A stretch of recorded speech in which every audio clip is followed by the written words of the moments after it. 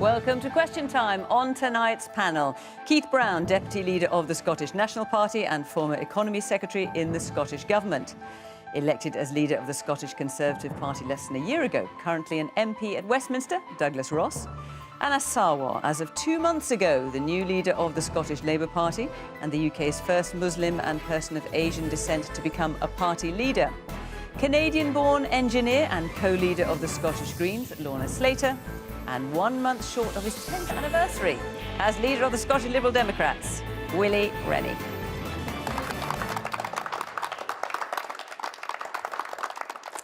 Good evening. Welcome to my guests here in the studio. Very good to have all 5 of you here. Very good. That's the first time we had 5 in the studio for a while, I'm pleased to say.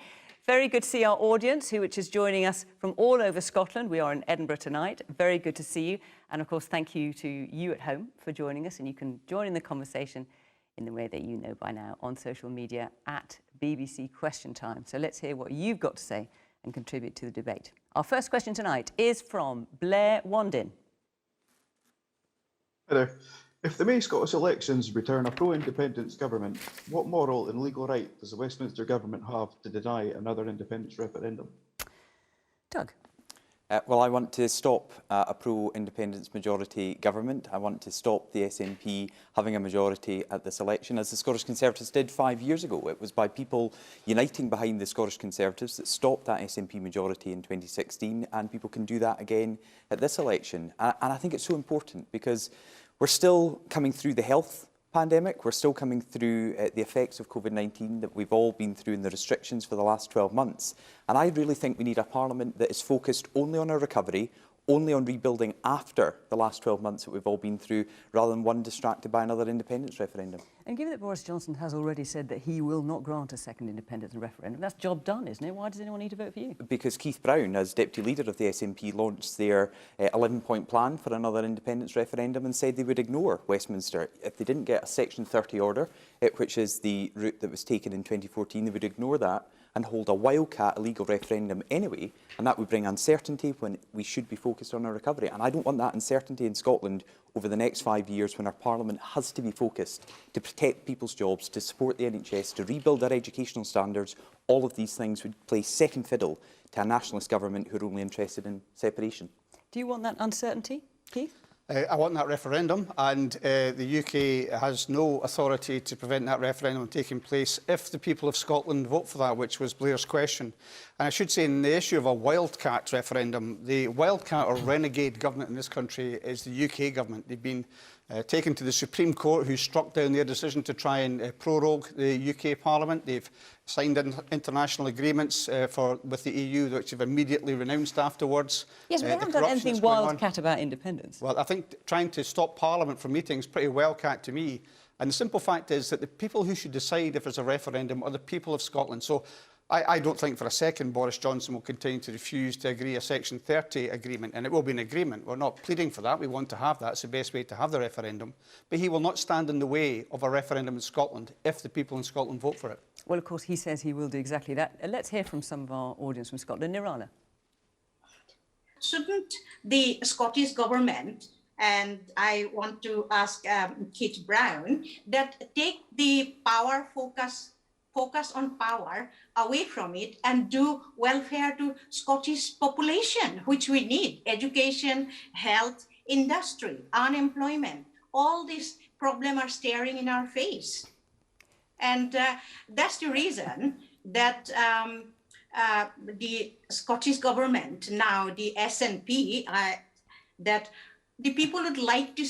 People don't want to see another referendum. OK, Nirana, thank you. Do you want to answer that briefly before I move on? If I can, I think this is a really important question. And it's important because this is a really, really important election. I've stood in every single Scottish Parliament election. This is easily the most important. So you have 2 paths.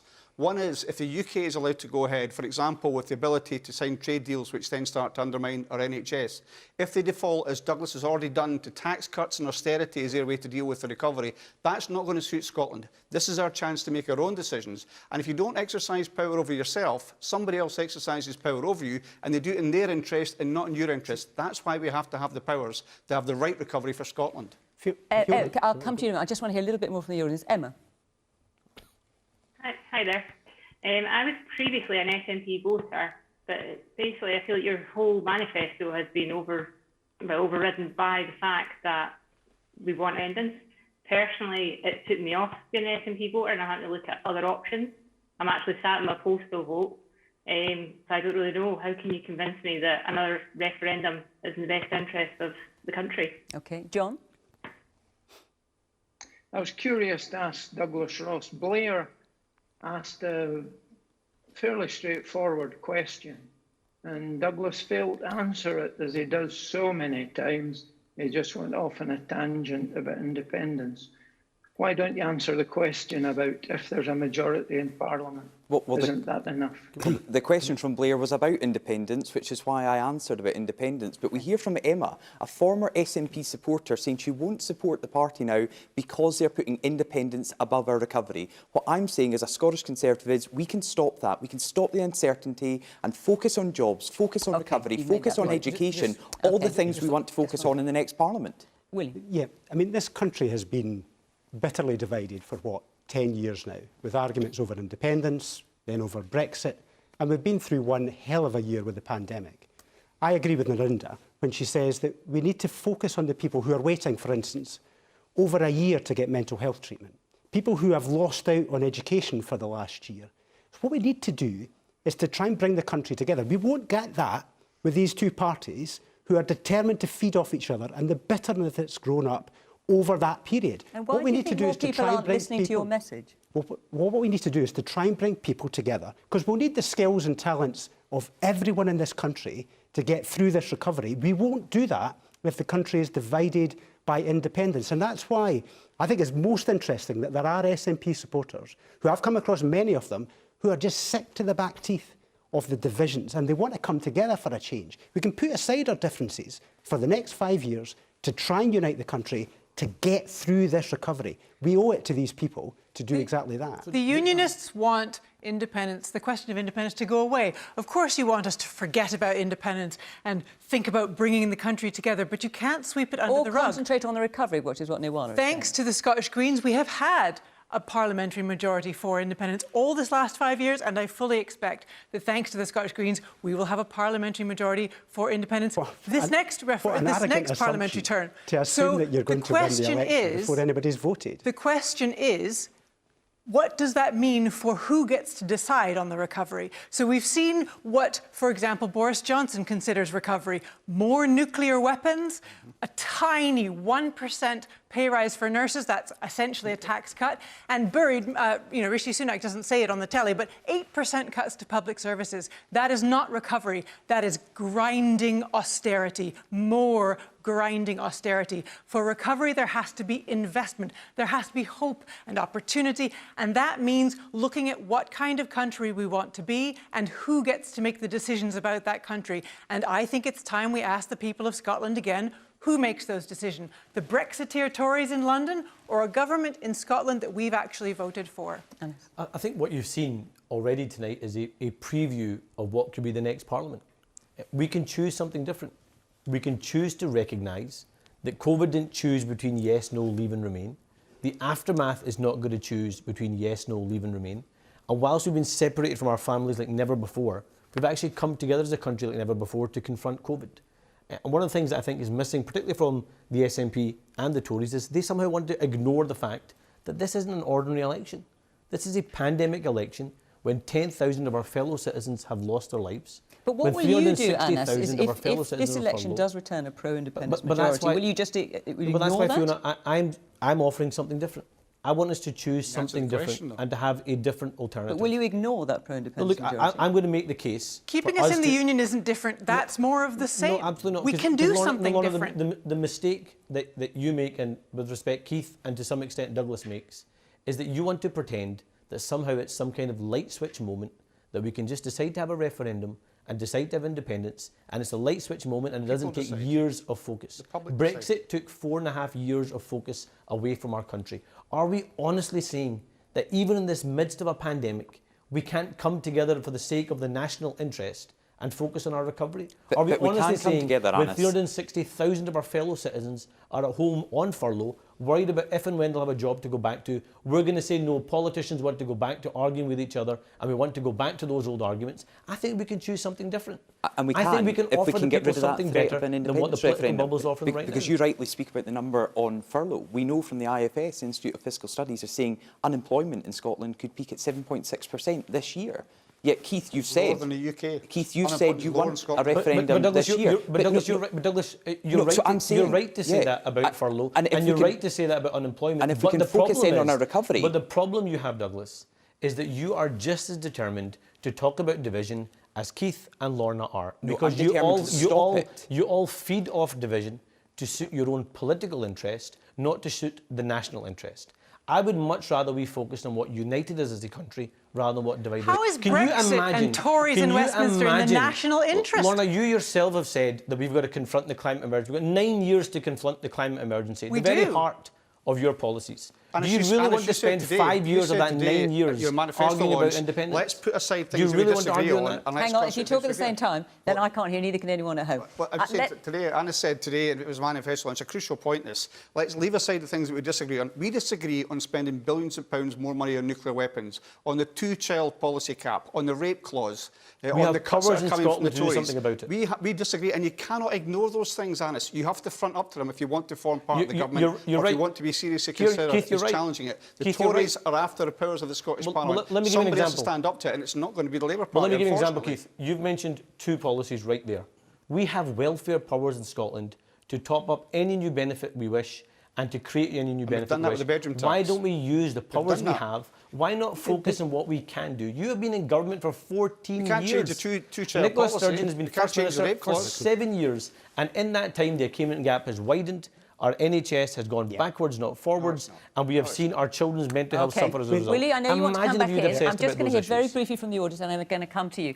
Ryan.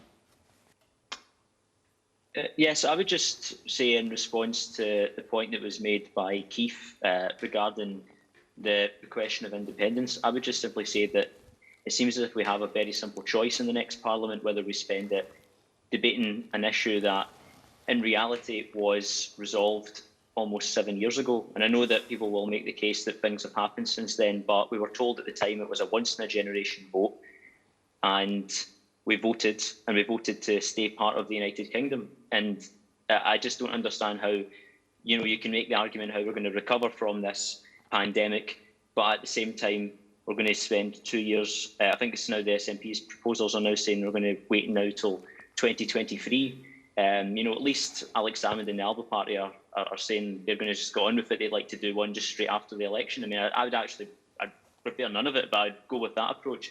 It seems to be the better one to do. But I think that's a simple choice: recovery or debate stuff that we've already been debating for the last few years. And I just really don't see how this is going to change anything.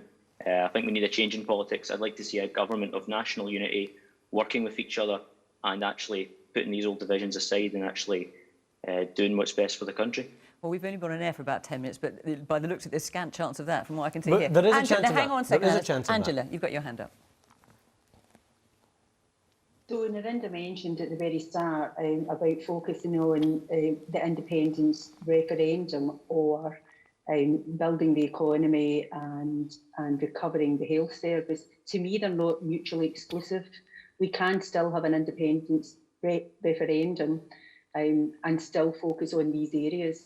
SNP has seen a huge rise in NHS spending. We have the most GPs, nurses, midwives, dentists, and NHS staff per head across Britain. We have the best performing accident and emergency units. We have free prescriptions and eye tests. So to me, they are not mutually exclusive. We can still have an independence referendum and we can still focus on these key priority areas. I mean, clearly there are other NHS statistics you could cite that aren't quite so favourable, but I hear what you say, Angela. Willie. So, Fiona, let's take the issue of drugs.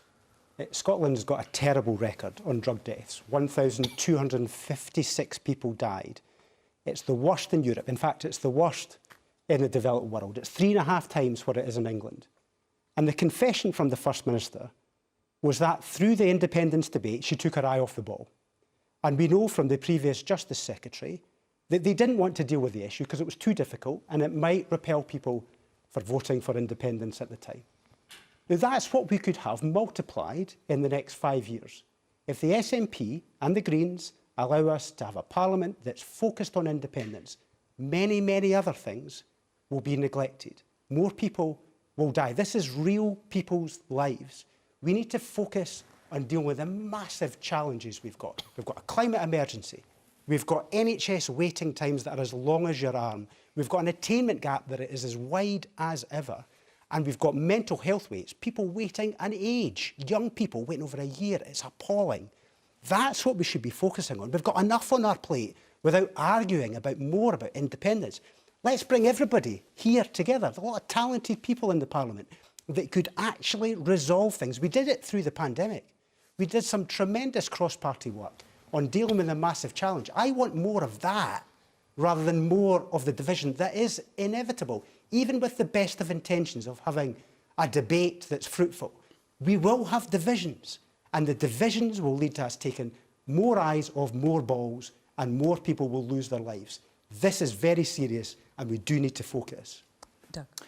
We do, and that's where I believe we can, if we stop that SNP majority, focus on the recovery, on rebuilding, on drug deaths, on supporting the NHS, on rebuilding our educational standards. Scotland was once a world leader. It's now internationally average for education. And all these things we can do if we don't have the threat of a referendum hanging over us. And I just say to Keith, what do you think tonight, listening to Emma, as a former SNP voter, saying the SNP are only focused on another independence referendum? That's after 14 years you've been in power. You're offering nothing new to the people of Scotland other than more division with another referendum. Absolutely untrue. And what would that's what Emma's saying. If I can just answer the question, Douglas. If Emma would like to look at the manifestos, you'll see there is a mention, of course, as a referendum, because we do think it's crucial to how we actually get through the pandemic. But the National Care Service, the increased funding for the NHS, the baby box continuing, the fact that we're going to have free school meals for every child and breakfasts and lunches for every child in primary school. There's a whole host of other stuff in there. And as has been said by Angela, we are achieving fantastic results in our NHS. Some tremendous things in education. There are difficulties as well, but there are tremendous things. It's not the case the two are exclusive. As Angela says, it's possible to do these things at the same time. I think there has been some joint working in the Parliament. There's no question of that. But the idea you ask people to set aside, first of all, the main route to get through the pandemic, to have the same powers as other countries, resources other countries have to deal with it, rather than wait, as we had to do over furlough before. It was a problem in the south east of England before furlough was granted again to England and Wales and Scotland. That can't be the way to deal with the pandemic. It is possible to concentrate on more than one thing at a time. And look at the Tories. They had the pandemic to deal with, and they had Brexit, and they went and pushed through a hard Brexit in the teeth of the pandemic. So I'll take no lessons from Douglas Ross about trying to do two things at once. But do you think they did both those things well, then? No, I think it was appalling. And to go back to the point, that was made about the question of Brexit, in the referendum in 2014, we were told the only way to guarantee Scotland's place in the EU was to vote no. Well, people voted no, and it's been changed. We're being dragged out of the EU against their will. That is also one of the routes that we can have back to prosperity, a more equal and just country, if we get back into the EU and we have the powers of an independent country. But Keith, let's go back to talking about what you do have the power over. Willie mentioned drugs deaths. How many times during this pandemic has someone picked up the phone to call the crisis mental health service and the call has gone unanswered? Well, you've obviously checked that. 25,000 times someone's picked up the phone and the call's gone unanswered. How many children are waiting over a year for the mental health support right now? 1,500 children missing out on mental health support and waiting over a year. How many undiagnosed cancers have there been in the last year? 7,000 undiagnosed cancers. You don't know the answer to those questions. You are in power for 14 years, and they are huge challenges. You can answer some of these questions, Anis. They are huge challenges. How are you going to do this without the full powers of independence? Are you going to challenge the nuclear weapons? Are you going to challenge the UK government with the cuts? Or do you accept that Boris has got a veto over the things that we want to do to try and improve our country? Are you honestly, the two-child policy cap, the rape clause, are you going to challenge that? Are you honestly going to be asked about cancer and talk about independence? That's what you're. Are you honestly going to be asked about suicide and talk about independence? Okay, wait a minute. One at a time. Can I just clarify that, Fiona? Are you honestly saying that you're going to be asked about cancer and talk about referendums? You're going to be asked about suicide. That's four and questions you're at going to once answer there, about the point I'm making is you referendums. want to give Boris Why not Johnson the focus on power what you to have the veto what we power have to over? do in order to approve, whether it's spending billions of pounds more on nuclear Have you weapons, noticed there's a whether pandemic? it's things like the rape clause. You're willing to say, let's put that aside and forget about it. I'm not, and the Not at all, SNP's not not. at We all. want a better What about cancer society care? than What about Boris suicide? Johnson What will about give drug us. deaths? OK. Moira, you had your hand up. Yeah, can you hear me? We can. It just amazes me how they're always saying that Scotland's worse off. If you look at England as a whole and other parts of the UK, I think Scotland does quite well with their health service. The vaccination programme is better. There may be a problem with drugs, but I don't believe that it's that much worse than in England. And we're always being talked about because the drugs problem is worse here. There's a lot more things worse. Homelessness, that's why there's so many people in the streets. What else have they got to turn to? They turn to drugs, but that's not just exclusive to Scotland, it's all over. Well, just in terms of the drug deaths, the figures are considerably worse for Scotland, I'm afraid. That is just a fact. And not just in the UK, but across Europe, the highest drug deaths anywhere in Europe. And we know that it has doubled since Nicola Sturgeon became First Minister 7 years ago. So when she says she took her eye off the ball, that has led to thousands losing their lives and families being ripped apart because of that devastation of losing a loved one so early. So we have to focus on drug deaths. We have to focus on education. Are you going to repeal the Misuse of Drugs Act, Douglas? Because that stops us from having the powers that we need in Scotland to treat drug deaths as a social issue. We have an excellent history in Scotland of treating things like knife crime, things like minimum alcohol pricing for minimising the harm. But our hands are tied when it comes to the Misuse of Drugs Act. Because that is a UK law. It's out of date. The war on drugs has failed and it is... Well, let's just hear from William. I agree with you. Sorry, let me just hear from William. What is utterly depressing is that every issue, every single issue that exists has to be turned into a constitutional debate by these two people. Because it would be better in an independent Scotland. Answer the question. They turn it into a constitutional debate every single time and neglect their own responsibilities with the powers that they already have to do something about it. That's why we've got the highest drugs death rate in Europe. That's why we've got 380,000 people who've been waiting for the 18-week treatment guarantee, a law that was put in place. It's been broken that many times. That's why we've not met our cancer waiting time since 2013, the A&E time.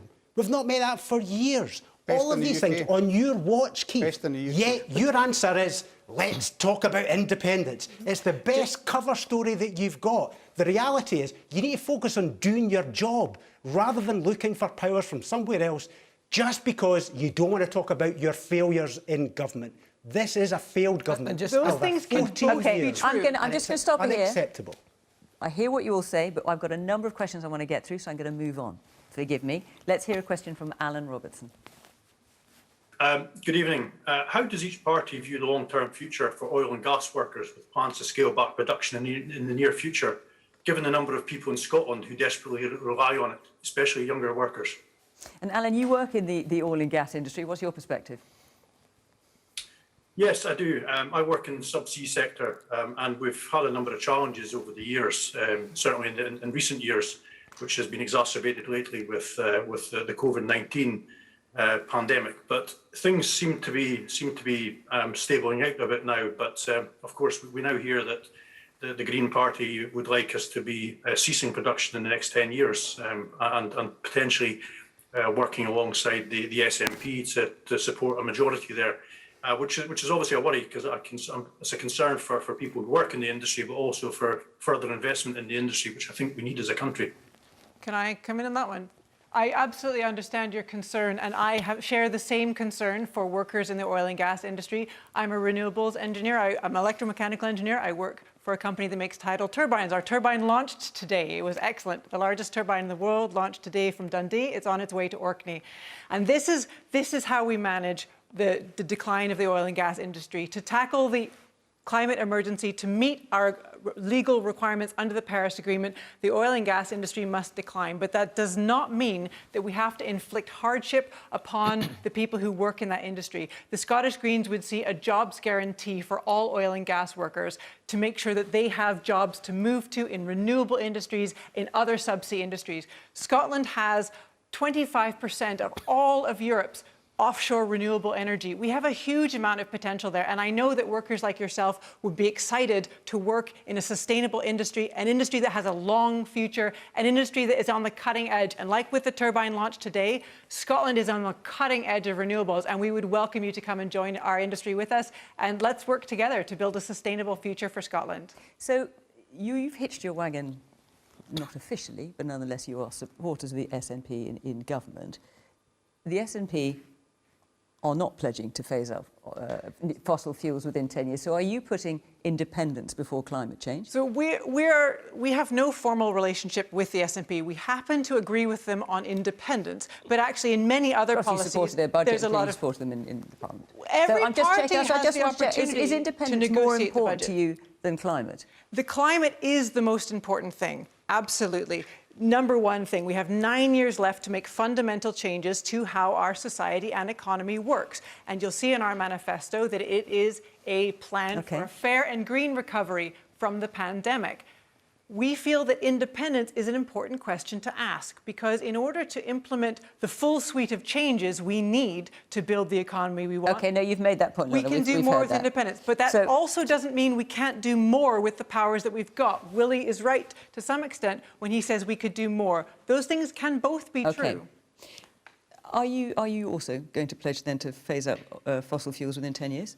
No, I think to go back to Alan's question, back in 2013-14, when there was a real crisis in the oil and gas sector in Scotland with a plummeting price, we instituted a number of revisions which allowed people to train out of those jobs into other jobs for that period. And I think what we now have to do is to ensure what people call a just transition, so that people that are actually working in that industry can find a way through into new employment opportunities. So we would pledge to do that. Oil and gas production to stop, Keith? Pardon? When do you intend it to stop? That's a good question. Well, I do think it's very important that we should explore other avenues as well. So, for example, carbon capture twice could have been started by the UK government and they pulled the plug on it. So there are things which we can do to address the effects of taking those hydrocarbons out of the ground. But eventually we'll have to stop. Lorna's right. Climate change is an existential threat to the planet. We have to deal with this. So we should not be doing it at the expense of people that are currently in that industry. And whatever we do, we have to look after the families and the people involved. Would you want to give us a time frame, Keith? Give us your plan.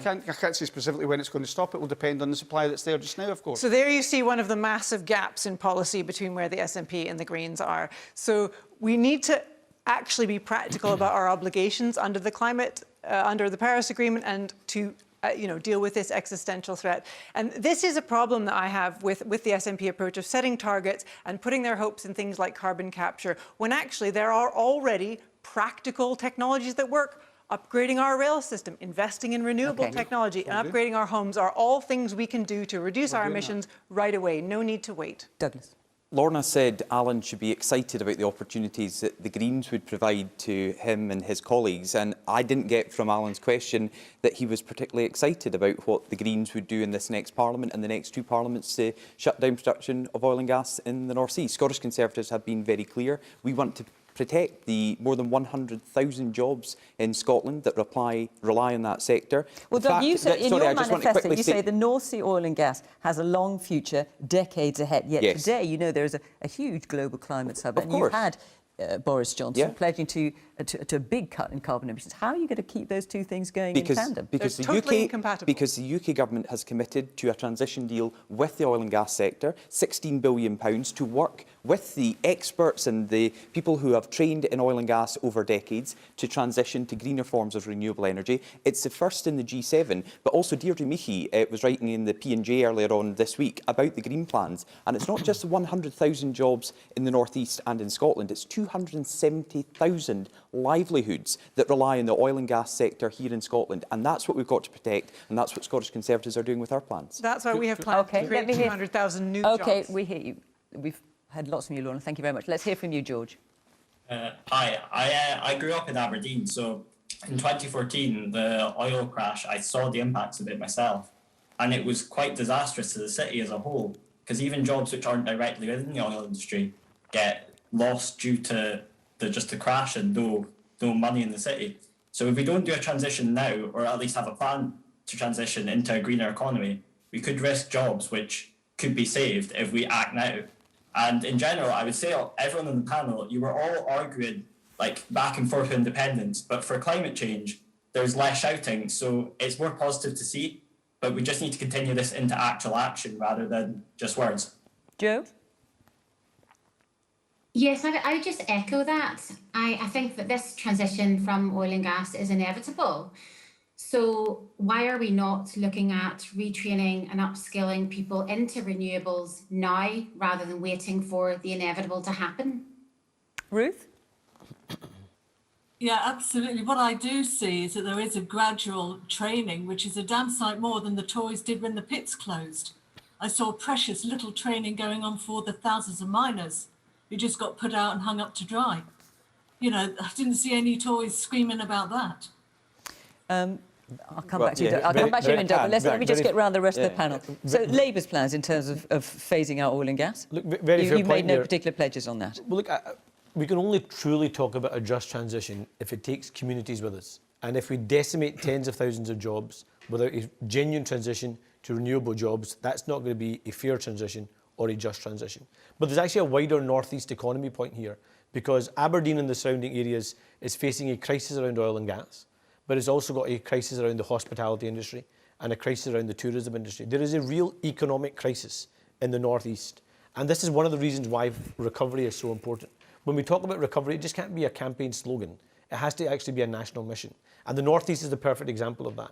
Unless we push power and resource out from our parliament into the different parts of Scotland so they can invest in individual sectors. Yeah, but for example, the Anna, in renewable fairness, industry. I know this For is the point example, you the want to make in renewable terms of your industry. manifesto, but the question is very specifically, how do you view the long-term future oil and gas workers? Well, the long-term future has to be one in which we transition to a renewables future. But we've got to start that hard work now. We keep hearing about the Saudi Arabia of renewables. We heard it from Alex Salmond before. We've heard it from Boris Johnson now. We're hearing it now from the Scottish Government again. We've got to invest seriously and genuinely in those renewable jobs of the future so we can genuinely transition people from the oil and gas industry into renewables. That work is not happening. And BioFab was a perfect example of that. 97% of our fuel is fueled by renewables. Willie. So what we need to do is we need to reduce the demand for oil and gas. That means making sure we change the heating in our homes. So we want to convert from gas, the heating in our homes, to things like air source heat pumps and other renewables. We want to make sure we have district heating systems that uses hydrogen, also hydrogen for transport. We need to make sure the tremendous potential we've got off the shore, Lorna's talked about it already, with the wind farms, the great opportunities there, huge resource. We need to make sure we exploit that potential as well. And if we reduce the demand, there won't, in time, be the need for the oil and gas reserves that we have in the North Sea. But then we'll have created the jobs, the thousands and thousands of jobs that will be created, populating all that work to make sure that we can reduce that demand. That's the step-by-step way. It's the hard graft that needs to be done in order to make sure that we can make this just transition real, because we can't afford to do a repeat of the 1980s. Where we just left communities in the lurch. And one, in fact, that I live in was left in the lurch with thousands of people unemployed for years on end, scarred for life. That cannot be done again. So we need to have this transition. And the transition is done by reducing demand, by using the new technologies to make full use of tremendous resources and the skills and the talents of people here. We should be able to create massive number of jobs if we do this right.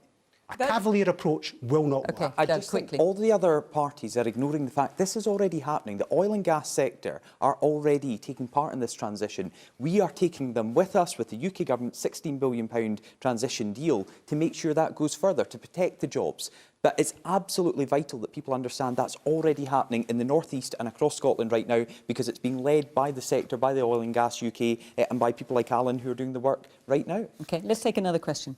Doug Rennick. The various party manifestos show a vastly differing spending promise. Can you please each explain the key sources for that fund of the spending do not involve a magic money tree? Thank you. Right. Well, I've been having a close look at all your manifestos. It's been rather interesting reading. So, Anna, let's start with you. You're only giving spending promises for the first year. No, look, what we're saying is that we have a national recovery plan, so we've deliberately switched our manifesto into two parts and made it a recovery plan rather than a party manifesto. It's a recovery But you've plan only for our provided country. costings for the first year, so how can anyone actually what work we're- out how you're going to find the money for the whole term? No, so what we're saying is that the investment we need to make immediately in the economy and immediately around our public services needs to happen on day one. We can't wait for the virus to disappear before we start planning for our national recovery. So when you have the Institute for Fiscal Studies saying that there's no sense of how much your manifesto would eventually cost and how you'd pay for it, what's your answer to that? Well, we've been very clear about what we do in terms of the immediate, in terms of our national recovery. So there are billions of pounds of unallocated recurring and non-recurring spend available to the Scottish Government after this election. I want to start spending that money straight away. Alongside that, I want us to build a new tax on online companies like Amazon. We should have an Amazon tax in Scotland so we can redress the balance between those online giants that made huge profits over the course of this pandemic and use that money to reinvigorate the high street and get people back to work. So Willie, looking at the Lib Dems manifesto, as far as I could see, it's not really costed at all. I had a little count, and in the entire 52 pages, there are only 18 pound signs. Okay. No, we have costed our manifesto. Have you? How? I couldn't find it. No, well, we've costed it, and we can make the costings available to you if you wish. But what we've gone on is the central... So the costings are private, are they? They're not there for everybody to see? No, we've shared them with journalists. So we've... No, you've not, Willie. No, we've gone for the... You've not. No, we have. Or not with the IFS. So I just want to press you on that, because we looked through your manifesto. We discussed with the IFS yesterday. We've shared the costings with them. I'm not quite sure. So when we look at your manifesto, and you've only... there's no actual reference to exactly how you pay for things. Well, let me explain. I'll explain. So we've gone for the central estimate of the Scottish Government's medium-term financial strategy. We've committed £1 billion of extra spending. That's for things like 3,500 permanent teachers to make sure that we increase the spending on the NHS, the mental health spend of £400 million. The £2.5 billion on top of that billion is for the NHS. And then we've left plenty headroom to be able to afford an increase in pay for social care workers. So where's it going to come from? Also, well, the medium-term financial strategy, which is a cautious document, which has been based on the work from the Office of Budget Responsibility and the Fiscal Commission in Scotland. So it's not a magic money tree, but where's it going to come from?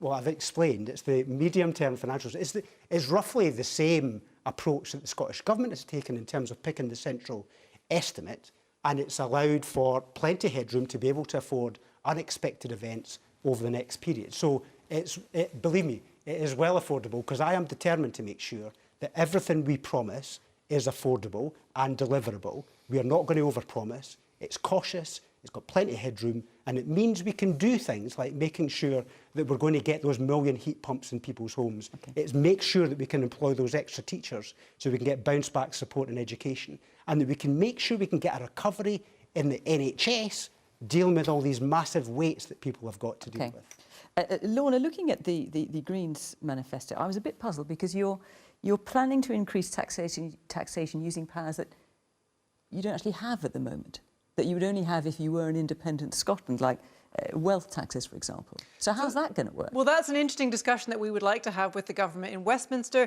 The government in Westminster has said that they are wanting to invest and look at the taxation system, so hopefully we could work with them. I mean, if we're looking just to be clear, you're wanting to raise money through taxes that you don't actually have the power to raise money with at the moment. Option A. Option B... Well, it's not an option at all at the moment, is it? Well, you don't have those powers. If the Westminster government won't work with us, we would like them to work with us on this. I mean, we're not an independent country yet. If we're really talking about the UK working together as a whole, maybe, and if they want Scotland to, if they want to show Scotland how good that is, the plan B would be to do it using local taxation powers. But we'll have to wait and see how open Westminster is to working with Scotland on a joint recovery. I mean, it would be a very interesting thing. In terms of also paying with it, not only would we ask for the wealthy to help contribute, for example, those companies who have done so fantastically well, who've made billions off of the pandemic, I think it's a one-time windfall tax would be reasonable to help the country recover. But we would also, expect the wealthy to pay more. We've got to rebalance the inequalities. So you want to raise taxes? Okay. Debbie. Hi there, good evening. I'm just wondering how the Green Party can justify the increase through taxation when part of their manifesto is looking towards moving to a 4-day working week. Surely people need to earn more money to raise additional taxation. That is an excellent question, and thank you very much for asking it. So the kind of taxes that we're looking at are windfall taxes on massive corporations and, for example, a wealth tax on people who have assets of over £1 million. So again, this is the tax you'd have to get the government the UK government to agree to That's hand what- over that's- to you, we're but at the not- moment you don't have that power. We're not talking about taking pounds out Right. of ordinary people's pockets. Okay. We're not talking about increasing taxes on your work. In fact, we believe that for the economy to function well, we have to put money into people's pockets. And that's why we would support things like a universal basic income, for example, Okay. doubling child payments. So this is about the very, very wealthy paying a little bit more, not ordinary people. So, Doug, you want to cut business rates and lower taxes. How Or are the you gonna, rich. How are you going to pay for everything? So Doug's point Where's your magic money, is crucial because Scottish Conservatives are the only party in this election who, with our manifesto, published our full spending commitments. No, we have set that. That's well, not true. Keith. That's not oh, true. come on. You know it's not you true. cannot Douglas. say... Fully costed. Well, it's absolutely not. If you think your manifesto is fully costed... Well, maybe you should read it first. It's going to cost more than double It's right the current here. Scottish budget. So that's typical just a fancy nonsense. economics from the SNP. But in terms of our plans, it's focused on recovery, it's focused on investing, it's focused on supporting the NHS. IFS say the Scottish Conservative plans are the most generous for the NHS out of all the parties But where are in you this going to get election. the money from? So what we're seeing, for example, there's £4.8 billion of unallocated capital spend in the Scottish Government at the moment. We need to get that money out. So that drives our infrastructure growth right across the country, be it full fibre broadband, be it investing in more house building, the most ambitious social housing building programme since devolution that the Scottish Conservatives are putting forward. And then we have said, only at the end of the Parliament, if we can rebuild our education system by recruiting 3,000 additional teachers at a cost of £550 million over the course of the Parliament, we would look to get parity back in the tax system if it is possible, because 1.1 million Scots currently pay more tax right now for doing the exact same job than elsewhere in the United Kingdom. 1.1 million. I want to Not a hear penny more for the those at rich. the bottom. I just want to hear a little bit more from our audience. Shelley. Hello, Douglas Truss. I'm struck by the various areas that you say for investment, but I don't hear you talking about people. I'm not hearing you talk about communities. Well, the people who have been the most hit, I would say, are the disadvantaged. We're expecting a huge homelessness spike and a peak. How would you kind of see that the investment where you're going to place it is going to respond to any of those issues? No, it's a great point, Shelley. That's why we want to build 60,000 new social homes in the next Parliament, the most ambitious social housing project cut universal since credit at the same devolution. time. That's why we want to roll out full fibre broadband by 2027, because one of the biggest things that we've seen during this pandemic is people not being connected with friends and loved ones. Why are we still in 2021 struggling with good Wi-Fi signals in many parts of Scotland? That's the type of investment that can connect people and communities all over again. But Douglas, why do you think it's a priority to give you and me and Annis and Keith and Lorna a tax cut? Why do you think that's a priority? I am happy not to accept that, but I would like to come give on. it. Not to I'd like to give it to 1.1 million people in Scotland. You're obviously embarrassed about it. No, I'd That's love why you're to not give going it. accept I'd love to give it Oh, come to on. the teachers, to the police officers in Scotland. 1.1 million people in Scotland who pay more tax here for doing the exact same job than Most anywhere people else in the here United pay less Kingdom. tax. Most people in No, Scotland pay Scotland less is the tax. highest tax part of the United Kingdom. Because most people in Scotland are in the lower band that pay less tax. Some people in Scotland pay more tax. Okay. The people who are, but most Well, people, let's get back to the question from Doug, which is how your various manifestos show vastly different spending promises. How can you explain how you'll fund it all? So you say your manifesto is fully costed. I had a look through that as well. There's some things I couldn't find. Maybe I missed them. How much is free dental care going to cost? It depends exactly on the agreement reached with the BDA, but it could be But around how much do you think it will around about £137 million. And where's that going to come from? That's going to come from the budget that we have. Willie mentioned before that the basis for drawing up budgets in the Scottish Government is a central, an optimistic, if you like, and a less optimistic estimate. We've taken the central estimate, as Willie appears to have done, to calculate. So you know the money that's going to come in from Scottish taxpayers giving money to the UK Exchequer and the money we get back, and also from the Scottish taxation system, which is both more progressive and less onerous than the UK system.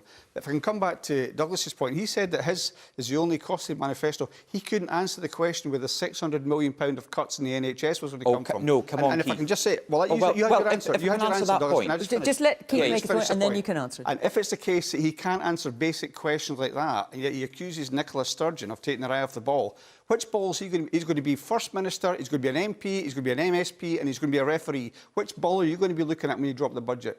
Keith, I'm sure someone wrote that for you this afternoon and it looked great on paper, but we're speaking about your party's manifesto that is not costed, and you're asking about our £600 million investment to catch up on all the delayed appointments and treatments within the NHS. It's a priority within the NHS right now, and every single party Where's the money coming from?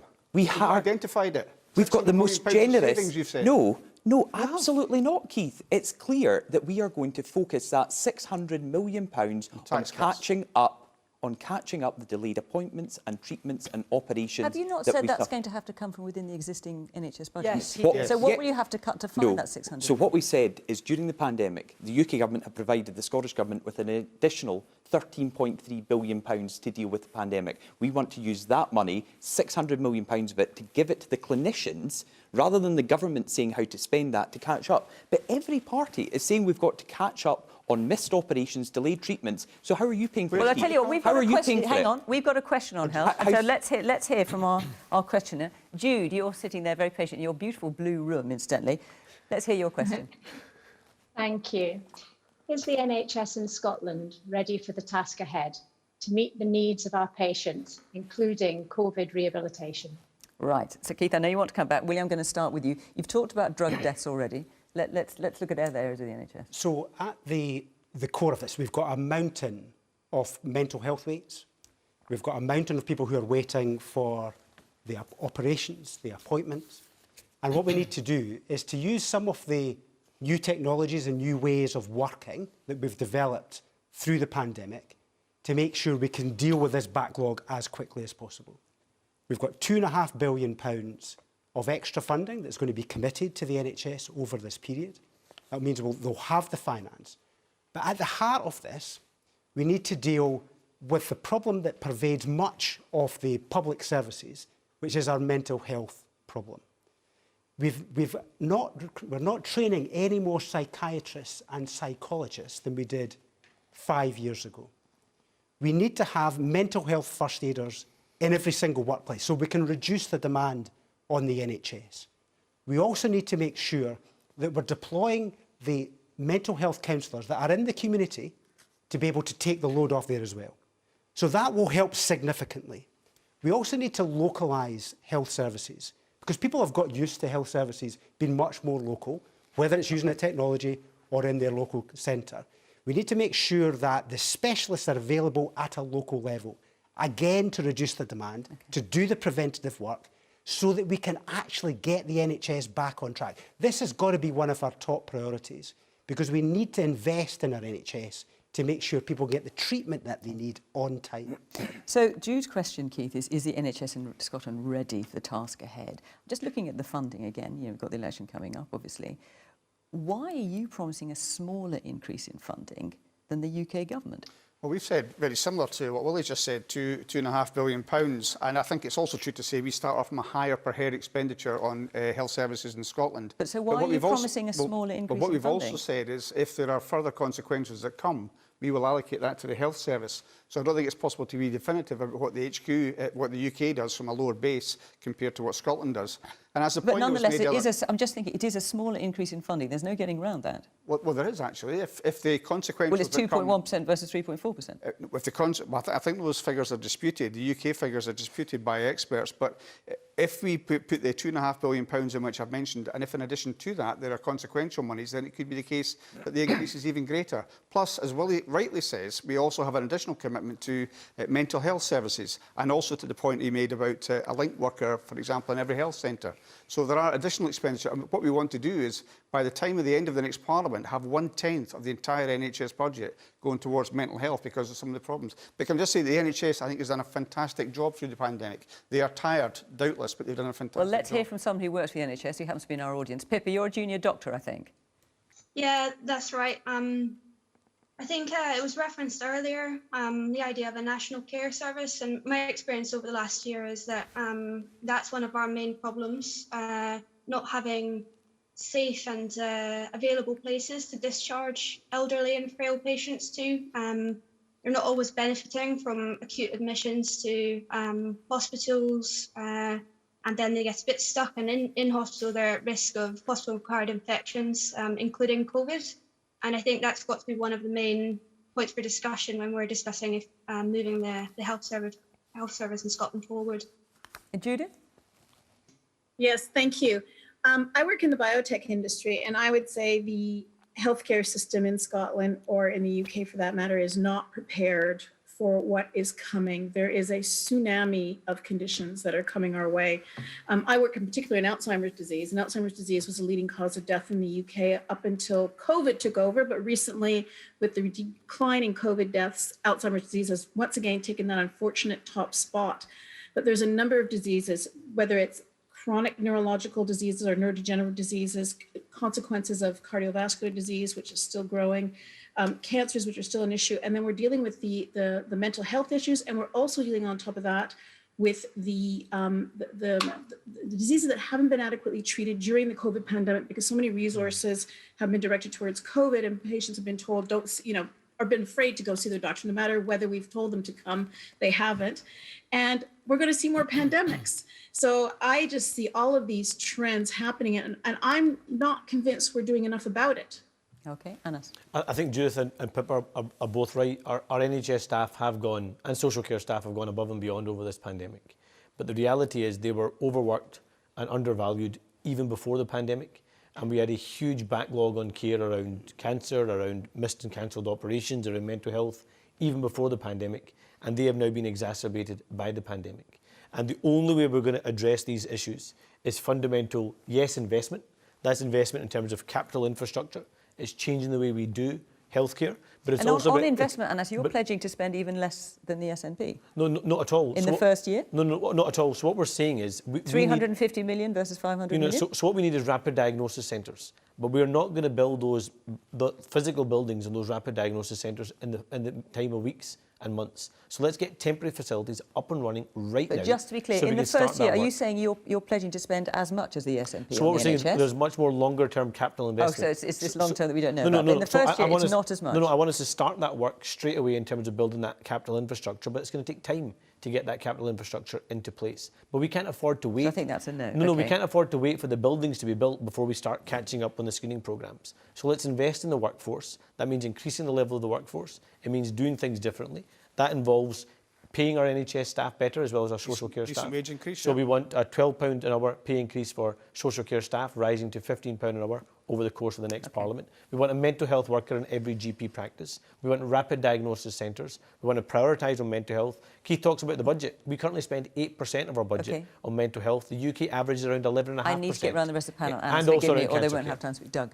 So our NHS staff and social care staff have gone above and beyond over the last year, and they are going to continue to do so. And what we've heard from both Judith and Pippa... So why did you refuse to back the SNP proposal of a 4% increase in NHS pay? I mean, you've now done a U-turn, I think, and you now do support it. No, it was never a U-turn. We were being asked totally different questions, but we are clear... Well, you said you'd wait for the pay review. There hasn't been a pay review, but you do now support the 4%. I absolutely support the 4%, but it's still out for consultation, and it'll be after the election before we understand the outcome of the ballot that will be taken on that. But we do have to support our NHS and social care staff, because it's not just the last year that's been so difficult. The next year is going to be really difficult. That's why we want to invest hundreds of millions of pounds in the next year to catch up, because people were waiting a long time for appointments and operations before COVID hit, and many of them were just getting ready to go into hospital for urgent operations, hip replacements, just as COVID hit, and now they've been left another year waiting.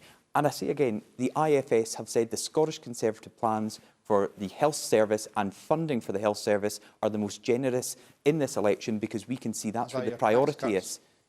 That's where the priority is for everyone speaking on the call tonight, because they want to get us to catch up on operations, on treatments that have been missed, on appointments that have been delayed, and that's why we need to invest over the next year. Lorna. I think Judith described very clearly three of the long-term trends that we've seen in healthcare in Scotland and indeed in the UK that I think are concerns: increase in mental health problems, problems with not having care places to put people in that have, led to the sort of bed blocking and that kind of problems, and chronic health problems that we see that really are a result of poverty and inequality. So we've all talked about the kind of acute issues, addressing the immediate issues of COVID, but let's also look at the bigger picture and look at restructuring our economy, because those are all things we can do about we can do something about. We can work together cross-party to build a national care service to stop that bed blocking, to lift the pressure on the NHS. We can work together to alleviate poverty in Scotland, to implement fair policies, living wages, a universal basic income, affordable housing so that people don't suffer from that kind of grinding poverty. And things like reliable income, fair work, knowing that you're going to have the money at the end of the month to pay the bills, that goes a long way to alleviate the kind of mental health crisis that we do see in Scotland. So alleviation of poverty goes a long way to doing those things. Good work, fair wages, all these things go a long way to that, and so will the National Care Service. All of this is part of rebalancing our economy, and I look forward to getting to work on it. Jude, you asked this question. What do you think of what you've heard? Yeah, I would welcome, of course, any solid investment and commitment to community-based rehabilitation services. I think the investment is a genuinely important element. I also think we should be aiming for a joined-up approach across acute services and community services. We need to have a multi-professional approach to this, and we need to really support these patients right across their journey of rehabilitation. The 2009 NICE guideline tells us that we need high quality rehabilitative services for any patient suffering a serious illness, and that includes COVID. And I believe that we have the staff, allied health professionals, we have these staff with the skills to be able to work across a range of, to meet a range of patients' needs, including physical and mental health. And I feel we just need that joined up approach, but also the investment that comes along with it. And Lynn, you've had your hand up throughout. I actually was going to say something very, very similar. I get really frustrated listening to politicians talk about what health needs and to quote statistics and figures. I work with young people, and I can't echo more the need to see health holistically tied up with that whole development of people, especially young people. How many problems and health issues could we prevent? And do you think you're seeing that from many of the politicians you've got here today? I'm disappointed, if I'm honest. I'm disappointed. Okay, Ryan. So, yeah, I would just say that I just find it kind of not overly surprising, but just amazing that the same people who have for the last year voted for these really tight restrictions on our civil liberties and freedoms then discuss how they're going to fix the problems that have been caused by those laws in place. And I know that the response will probably be that we'd no alternative, but this has been a year now. We've had a year to really think about things. Now, I'm sure you'd all like to come back in on that, but I'm afraid our time is up. Ryan, thank you very much for your point, and of course to all of you in the audience, to my panel, thank you very much for coming here this evening. Appreciate it very much. And of course to you at home for watching from Question Time. Bye-bye.